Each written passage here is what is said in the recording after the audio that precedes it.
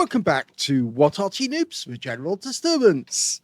This is the TVP T 5051. It's a tier 10 Czech medium tank. It's located on the south spawn of Fisherman's Bay, and it's under the command of over 69 of the AMICI clan. I wonder if he is actually over 69. If he is, well, good going to you, and good luck, because we need as many players of any age, well, especially those who are a little more cautious and have more knowledge, because of course they're likely to make the right decision in their games. Okay, TVP T 5051 is a bit of an assassin tank. It's one of those tanks with a 4-shot autoloader that drives up to an enemy tank, fires 4 rounds into them, kills them, and then runs away before the enemy can do anything about it. It's got a 100mm main gun firing standard APCR, which is capable of doing 320 alpha. Okay, he's got one. Can he get the other guys? Fires one into the A phase 1. He's already hit 3 enemy tanks, different enemy tanks, and he's got a spare shell. So I don't think he's going to get a shot into that. Oh, he might. He might if the guy keeps backing up like that.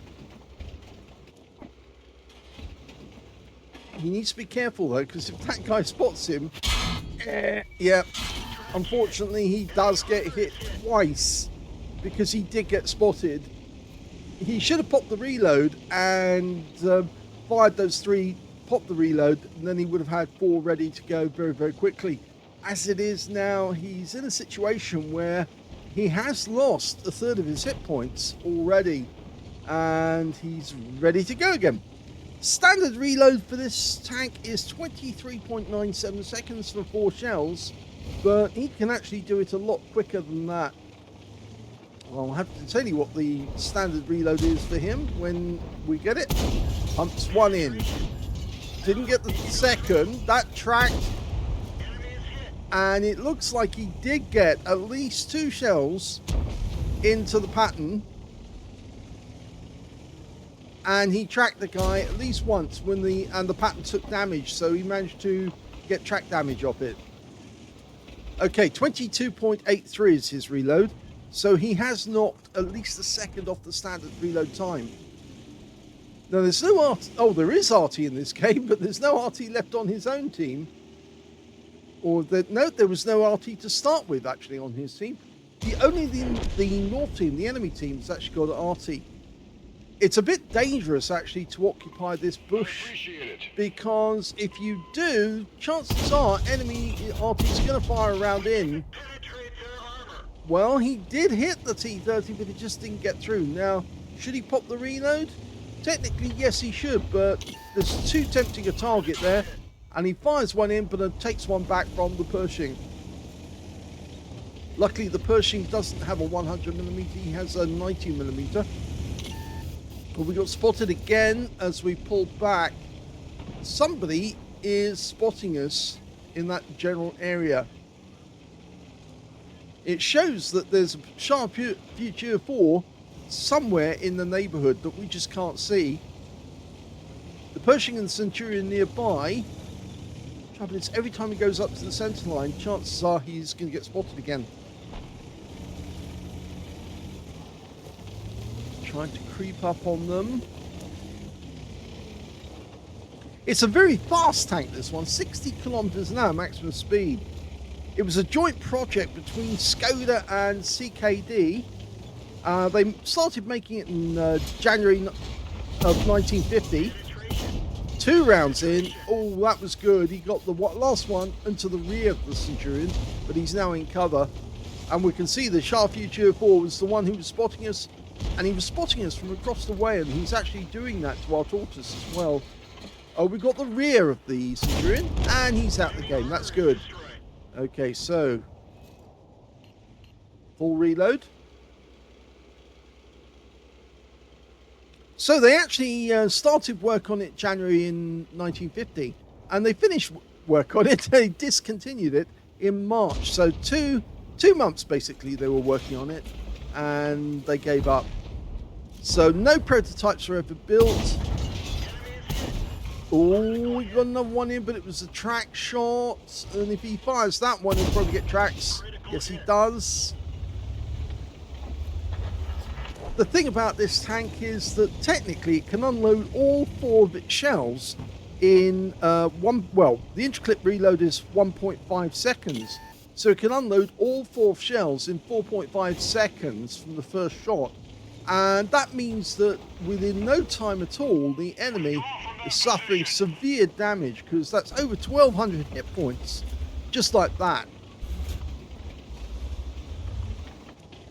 That's 1,280 hit points in total.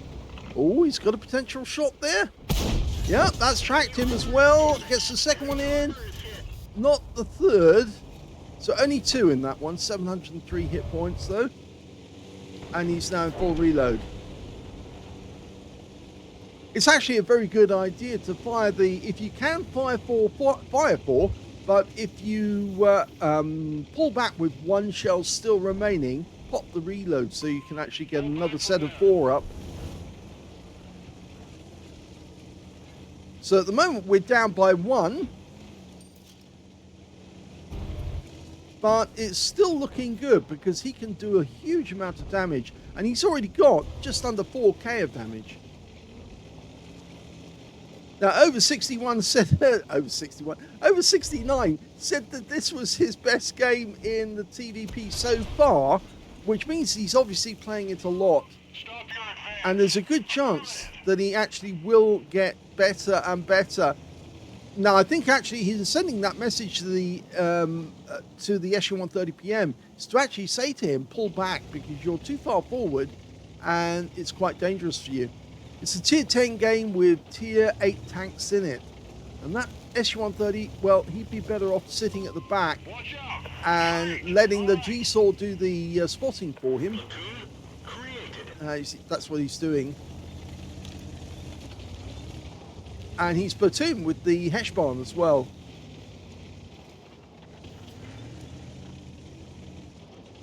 SU-130 PM would be much better off up here than down there. He's got no armor really, so to speak, and here comes the enemy. Yep, into the engine bay and fires another one in, but it bounces off turret, but he gets nuked. And he's out the game. And that was the Kampfpanzer who actually got him. He got the M4A54.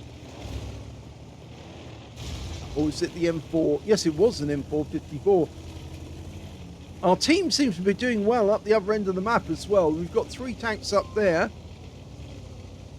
And just for the moment, he's joining them because he might actually be able to get shots on the Charfuture 4, the Pershing and the like, and stop them from resetting. Okay, he's got the Charfuture 4 in sight. It's unloading. Now that guy's got 4 shots as well. But this thing fires so quickly, and unfortunately he did get ammo racked, so he's had to fix that. It fires so quickly, even the Shah can't keep up with it. And the Shah, remember, actually does have a 4-second interclip reload, whereas this thing's only 1.5. So he was able to empty all of his shells into the Shah, even though the Shah has a better gun, a 105mm, as opposed to this 100mm. And so therefore he got the kill based on pure DPM. Now, so, as I said, there was no prototypes of this tank at all. It was purely the blueprints. That's all they had to work on. In many ways, actually, it's very similar. All good shots. It's very similar to the Batchat 25 ton. Except, of course, that's a 5-shot assassin instead of a 4-shot. I think he's going to drive up and do a drive-by on this guy and wipe him out very, very quickly. Hello, Mr. T30. Remember us? Now, he got the shot in. The guy's backing up. He's finished. He's failed his shot. So he pumps that last one in, but he needs to reload. Now, the T30 is in reload as well, but the SU-130 PM comes in and says, thank you very much. I'll have that. And that just leaves 2 enemy tanks remaining, a Caliban and an AE Phase 1. And we know the AE Phase 1 has taken severe damage because, of course, over 69 was the one who hit him. He's now telling the guys, well, who was he actually saying that to? He was actually saying it to the Kampfpanzer 68. There's one of them. Okay, oh, he gets the A, but gets hit in the tracks. Fixes that straight away. Caliban's next. Okay, he's only got 3 shells though. It's because he's chosen to use the the heat rounds? Well, missed the first one, got the second, fires the third, goes for the ram and gets it. Now we are immobilized and that is the end of the game.